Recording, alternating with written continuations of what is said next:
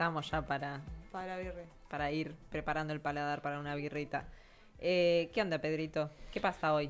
¿Qué pasa hoy? Bueno, hoy ya trajimos otro libro que ya también tuvo polémico el chat de la marea con todos los temas. Y ya El chat, el WhatsApp. el WhatsApp de la marea, sí. Ya estábamos discutiendo ahí, en el mismo Claro, ya WhatsApp. cuando proponía ahí el texto a trabajar ya salían algunos comentarios no tanto sobre el libro, sino sobre el autor. El libro que traje hoy es el último libro que sacó Alejandro Horowitz, El kirchnerismo desarmado, la larga agonía del cuarto peronismo.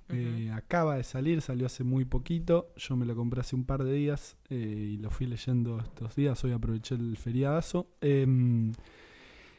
Salía un poco la discusión porque de por sí es un autor polémico, Alejandro Horowitz, maestro en ciencias sociales, digamos doctor en ciencias sociales egresado de la UBA, un autor que se hizo muy famoso en los años 80 por publicar un libro que se llama Los Cuatro Peronismos, donde analiza de una manera muy profunda e interesante el peronismo en sus distintas etapas, digamos, ¿no? Y a partir de ahí se volvió un pensador, como un intelectual, podemos decir esa palabra medio polémica, pero bastante interesante a veces, digamos. Tiene una cuestión que creo que es parte de lo que nuestro compañero Gaby Kudrik no le cierra, que no es peronista Horowitz, digamos, ¿no? Entonces, siempre para quien es peronista es difícil analizar a alguien que no lo es, o acompañar a alguien que no lo es en su análisis, porque creo que Horowitz muchas veces refuerza o resalta los déficits que tiene muchas veces el peronismo y minimiza a veces los avances, digamos, ¿no? Pero en este libro realmente es bastante interesante por varios motivos. Primero por la actualidad, digamos, ¿no? Es un libro que analiza ya no con los resultados de las PASO, sí ya con los candidatos definidos, digamos, ¿no? Ya es un libro que escribe con Massa definido como candidato, con Milei, con la interna del PRO, etc. Entonces, es un libro que discute la coyuntura de manera histórica y eso es muy interesante. En general uno encuentra ese tipo de cosas en notas periodísticas, pero en general los libros llegan tarde a los debates, digamos, ¿no? Es como raro tener un libro que te debata el presente. Y Horowitz en eso se nota que escribe así con el correr de las últimas noticias. ¿Qué intenta hacer en este libro? Bueno, analizar el proceso kirchnerista, digamos, ¿no? En este proceso o en este proyecto que él impulsa de ir analizando los vaivenes del peronismo, le toca su momento al kirchnerismo. Y es muy crítico por momentos, digamos, ¿no? Con el kirchnerismo, hay que decirlo. Hay como, bueno, igual es el título. Muchos capítulos. Sí. Fundamentalmente tiene dos partes el libro, en las cuales sí se desglosa distintos capítulos. ¿Por qué es muy crítico? Porque él tiene un planteo, una tesis, que es que en el 76 en la Argentina se instala, con el golpe de Estado, se instala un patrón económico y un patrón de funcionamiento nacional, digamos, una lógica que nunca se modificó, digamos, a partir de ahí, ¿no? Que es una lógica bajo la cual el gran sector empresarial, los grandes poderosos, la oligarquía, podemos decir, se enriquece sin ningún costo, fuga dólares de una manera constante y sin mucho dramatismo, y eso le genera a la Argentina tragedias económicas constantes que a veces se resuelven mejor o peor, pero que normalmente van acompañadas de ciertos ajustes que tienen que tratar de regularizar esa situación. Ese proceso que se inicia en el 76 para Horowitz nunca se interrumpe, y la gran pregunta que se hace acá es, bueno, ¿hasta qué punto eso se interrumpió durante el kirchnerismo? ¿Hasta qué punto eso se modificó, ¿no? Y él es muy crítico en el sentido de, él lo que dice, entre otras ideas, es que el kirchnerismo tuvo la música del tercer peronismo, pero el ritmo y las canciones del cuarto peronismo. ¿Cuál es el tercer peronismo? El del 73, el que trae a Perón de vuelta, el de la mística, el de la juventud que recupera a su líder y lo vuelve a traer. ¿Cuál es el cuarto peronismo? El que viene después de la muerte de Perón, digamos, ¿no? Que es un peronismo más aliado con ciertos sectores del gran poder económico, digamos, ¿no? Entonces, para él, el kirchnerismo, en su gestualidad, en su relato, digamos, toma esa identidad más previa, pero en los hechos no estuvo a esa altura, digamos, ¿no? Entonces va desmenuzando distintos procesos que se dieron tanto durante los gobiernos de Néstor y Cristina como del gobierno de Alberto, avances y retrocesos, digamos, ¿no?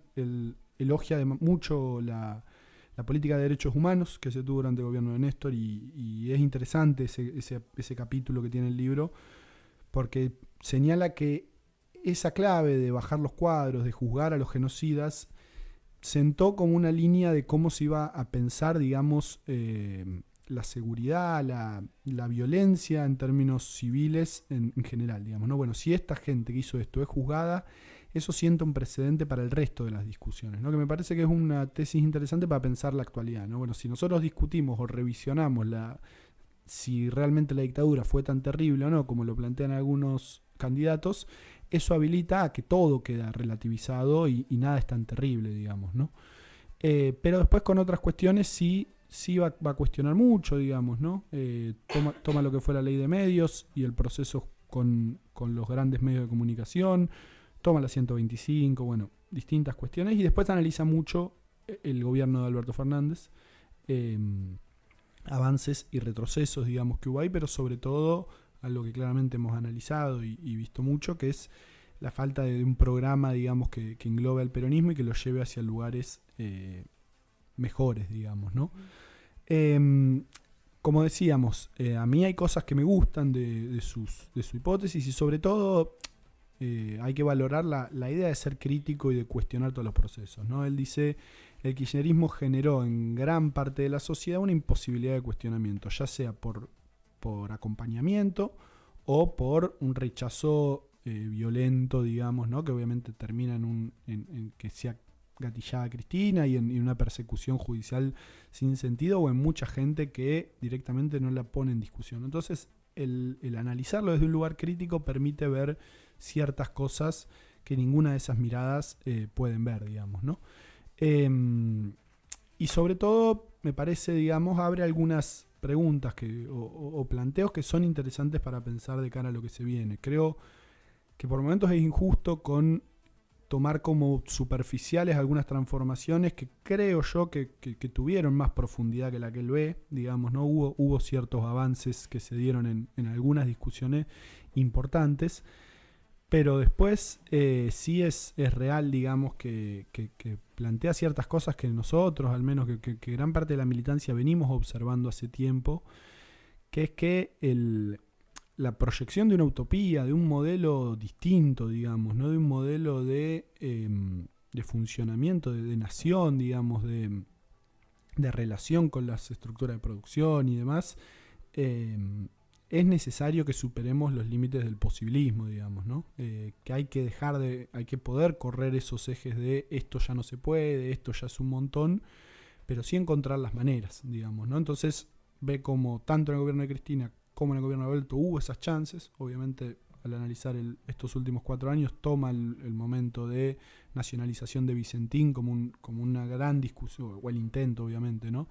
De nacionalización de Vicentín como un momento que te abre a vos una ventana, o lo mismo con la discusión en torno a la mal llamada hidrovía. Marc toma esos dos momentos, que son momentos posteriores a un momento en el que Alberto está con un 60% de imagen positiva, digamos, que tiene una popularidad importante que le permitiría abrir ciertos debates que sí son estructurales a nivel nacional, y que no se supo dar ese paso, digamos, no se pudo hacerlo. Y lo mismo, digo, lo marca con la 125 y algunos momentos del kirchnerismo, ¿no? Él dice en un momento al tigre, una frase que me gustó del libro: a un tigre no se le rasca la oreja, se lo mata o se lo deja tranquilo, dice, ¿no? En el sentido de, si vos vas a ir a combatir contra los que sabés que son pesados, bueno, andá con todo y con la voluntad, claro, de ganar esa batalla, o acomodate, no estés a medias, digamos, porque eso te va a generar rechazos por todos lados, digamos, claro, ¿no? Rechazos por izquierda, por derecha, por el centro, y que eso fue algo que estuvo pasando. Y el libro cierra obviamente con preguntas, ¿no? Con preguntas de la etapa. Se toma un buen tramo del libro que me parece también muy interesante, que es para preguntarse, bueno, la dirigencia, ya está, ya analicé hasta todo esto, me dediqué a analizar qué hizo la dirigencia, qué no hizo. ¿Qué posibilidad hay de que surja desde la propia militancia, masas peronistas, como fuere, ese proceso de transformación, digamos, ¿no? Y se hace esas preguntas hacia el final, y obviamente tomando esto, mucha la precaución de cómo pensar los tiempos que se vienen. Así que nada, es un libro que recomendamos. Me parece que en esta coyuntura de tantas dudas sobre qué va a pasar, pero también sobre cómo llegamos hasta acá, digamos, ¿no? Es un libro que, como tantos textos en este momento, se están preguntando, bueno, fue lo que hicimos mal ¿Qué para pasó? que, claro, Sí. alguien como Javier Milei salga primero en una elección nacional o tengamos millones de personas no yendo a votar en una elección y demás? Eso también hay otro fragmento muy interesante en el que hace un análisis muy estadístico de porcentaje de votos desde las elecciones de 2011, 2015, 2019 y 2023, cantidad de gente que vota, a quién vota, y esos hay números que son muy,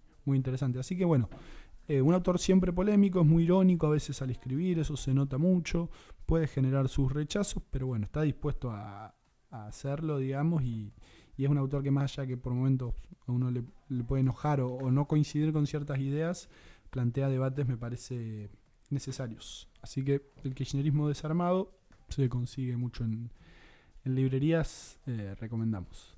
Excelente. Bueno, viene ahí el libro que nos trajo esta tarde Pedro Jalit. Seguramente queden registros para después seguir difundiendo. Y bueno, ese libro girará y nos hará rosquear Sí, sí, sí. de todo eso. Yo estuve viendo un apartado y ya arrancó con algo como, sí, te doy la razón, que tiene que ver con la discusión de la ley de medios y de la comunicación, que bueno, que nos compete pues Facultad de Comunicación Social. Acá estamos. Pero bueno, ahora vamos a escuchar un tema y ya está, ya estamos cerrando el programa del día de hoy.